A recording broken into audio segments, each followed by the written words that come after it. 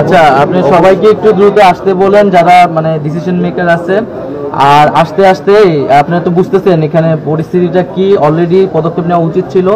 এখানে সরকারি এবং বেসরকারি যে প্রতিষ্ঠানগুলো আছে তাদেরকে আপনারা কল করুন, যে বোর্ডগুলো আছে, স্পিড বোর্ড আছে বা যে ধরনের ব্যবস্থা নেওয়া যায় ট্রলার, এগুলো সব। হ্যাঁ হ্যাঁ জি জি, আপনার শুধু সরকারি না, বেসরকারি প্রাইভেট প্রতিষ্ঠানগুলোকে আহ্বান করুন। হ্যাঁ, সবগুলোকে বলে দেন এটা একদম প্রধান উপদেষ্টা থেকে নির্দেশ আছে, ঠিক আছে? হ্যাঁ, আর কন্ট্রোল রুম কখন শুরু করতে পারবেন আপনারা? কন্ট্রোল রুম চালু করতে পারবেন কখন? 9টা হবে না? আমরা সর্বপ্রথম চান দিছি। হ্যাঁ,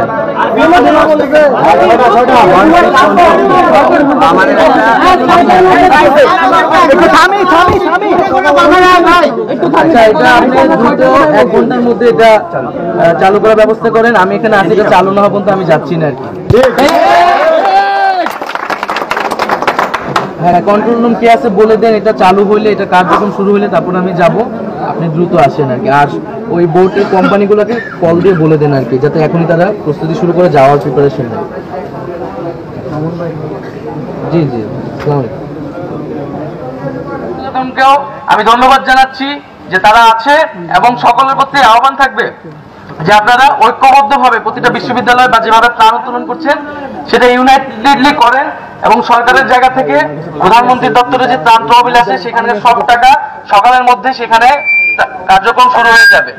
সকল প্রতিষ্ঠানকে বলে দেন যে যাতে, এবং আমি সকল প্রতিষ্ঠানকে আহ্বান জানাচ্ছি আপনারা দ্রুত সময়ের মধ্যে অফিসিয়াল কাজ শুরু করুন এবং যার যার জায়গা থেকে সকল দিক নির্দেশনা চলে যাক। আমাদের এখানে যাতে আর কোনো নির্দেশনা আমাদের জায়গা থেকে না দেওয়া লাগে, যাতে ছাত্রদের আর কোনো প্রতিষ্ঠান এভাবে ঘেরাও করে দাবি আদায় করা না লাগে। এবং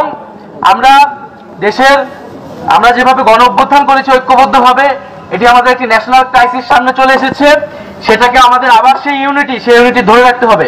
সেই জায়গা থেকে সকল সামাজিক রাজনৈতিক শক্তিকে আমরা আহ্বান জানাচ্ছি, আমরা ব্যবসায়ীদের আহ্বান জানাচ্ছি যে আমরা সকলে একসাথে সেখানে যাতে যার যার জায়গা থেকে সর্বোচ্চ সক্ষমতা দিয়ে আমরা কাজ করব এবং আমরা বাংলাদেশকে রক্ষা করব।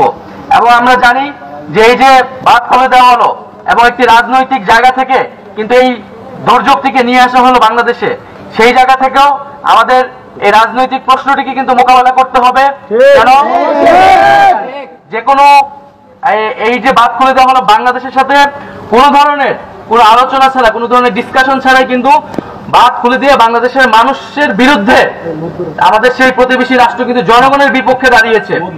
আমরা তার নিন্দা এবং প্রতিবাদ জানাই এবং আমরা আহ্বান জানাবো যদি বাংলাদেশের জনগণের বিপক্ষে কোন রাষ্ট্র দাঁড়ায় তাহলে বাংলাদেশের জনগণও কিন্তু তার জবাব দিবে।